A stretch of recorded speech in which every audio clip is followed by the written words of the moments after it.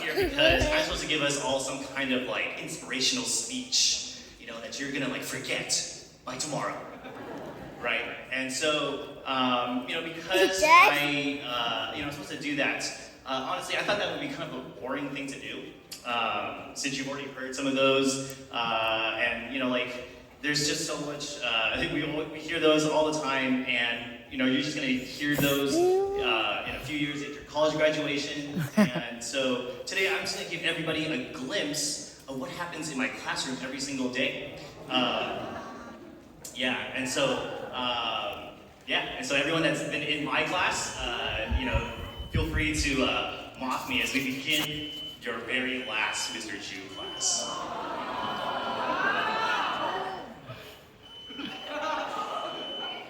Is there a fire? That doesn't usually happen, I think. Okay, so, welcome to class, everybody. Here's what we're going to be doing today. Oh, sorry. What's the first thing I always say, guys? For those that have been in my class, what's the first thing I always say? Oh, yeah. I always say, well, first, you have a homework that's due today. Yeah. So, take that out. Do you have any questions? No, of course not. As usual. No questions. All right, so what are you guys supposed to do with the homework that goes? What are you supposed to do with that homework? Yeah, put it in that box, right? And by the way, that box is right over there. So that's what you're gonna do. All right, so there's that box. All right, so here's what we're gonna be doing today. We're gonna have our comprehensive final exam. And by the way, like everybody should have received one. So if you're wondering like why you received that piece of paper, that's what this is. After this, then you're gonna walk and shake some hands, receive your diploma, turn your tassel and stuff, and then you're just gonna kind of get on with life. What's your homework? You need to decorate your cap, and then throw that into the air, right? Call the teachers by their first name. Right? Yeah. Call me Brandon. And after this, then you're gonna do everything that the student handbook says that you're not allowed to do. So that's your homework, okay? I'll check it next week. All right, so let's go ahead and get into this last test. You guys can take a look at it. Each question is going to be worth the same amount of points. 1.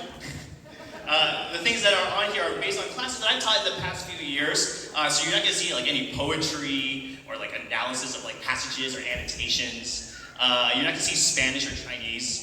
And instead it's just going to be all math, it's going to be chemistry, it's going to be econ, and statistics. And nice about this test, you're going to be grading yourself. Yeah, okay. And best of all, it's going to be your favorite kind of test, a group test. Amen.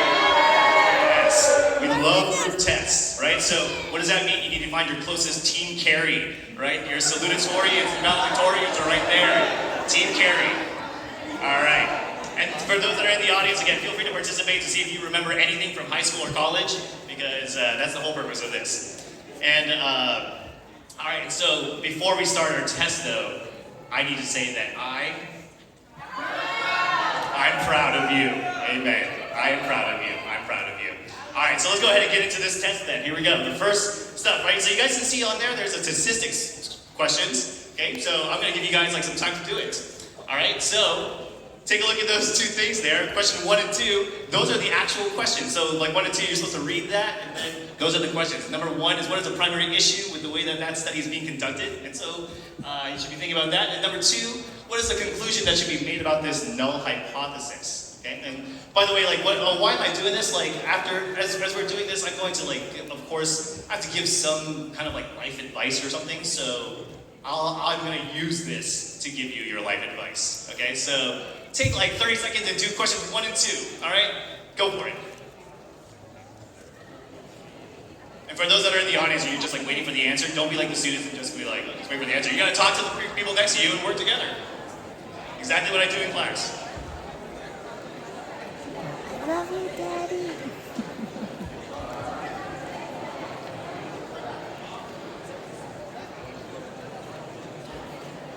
And by the way, if you were in my class, I'm definitely going to ask you to answer this right now.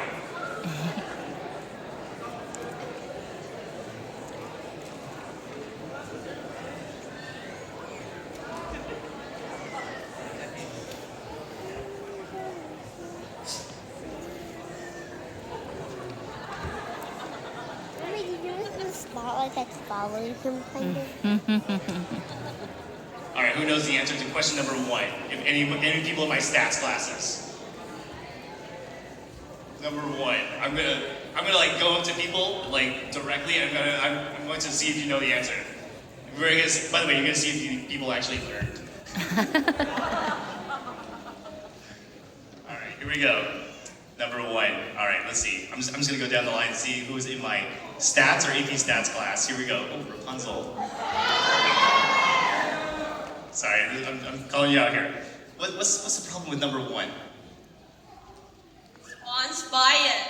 That is correct! Response bias, that's right.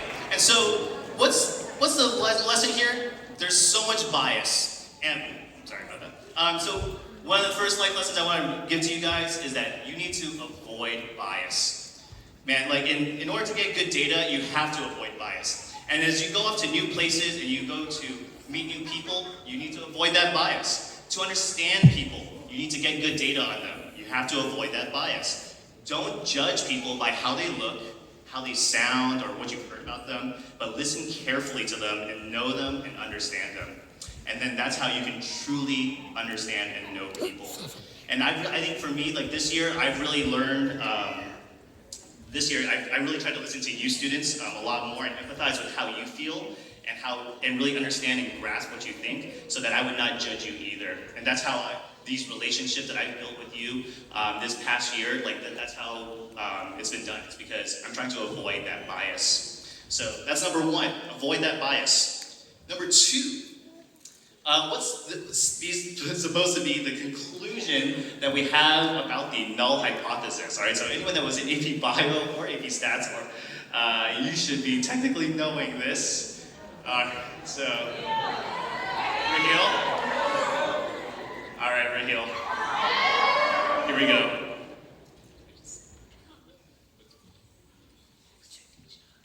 Reject the null hypothesis. Reject the null hypothesis, that's correct. Good job. All right, so, man, to reject. Raise your hand in this room if you have ever been rejected by something or by somebody. Raise your hand. Amen.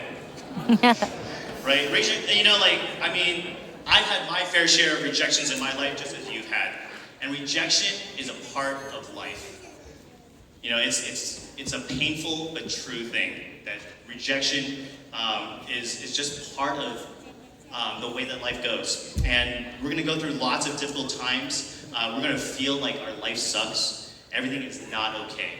And you know what? When you hear that, when you have that rejection, when you see that rejection, you're right. It does suck. You feel sad. You feel hurt. You feel disappointed. And you feel so many other things, like just so much emotion. And that pain is truly real, just like anything else that you have ever felt. But just like any cut or any kind of wound, those things will heal, and it takes time. So you need to accept that there's rejection, and we need to remember that it takes time for us to heal. So, so those are 2 lessons from statistics that I think that we could apply to our life. We need to avoid bias and accept rejection. All right, so now the next subject that I teach, we're going to go through some economics. All right, here we go.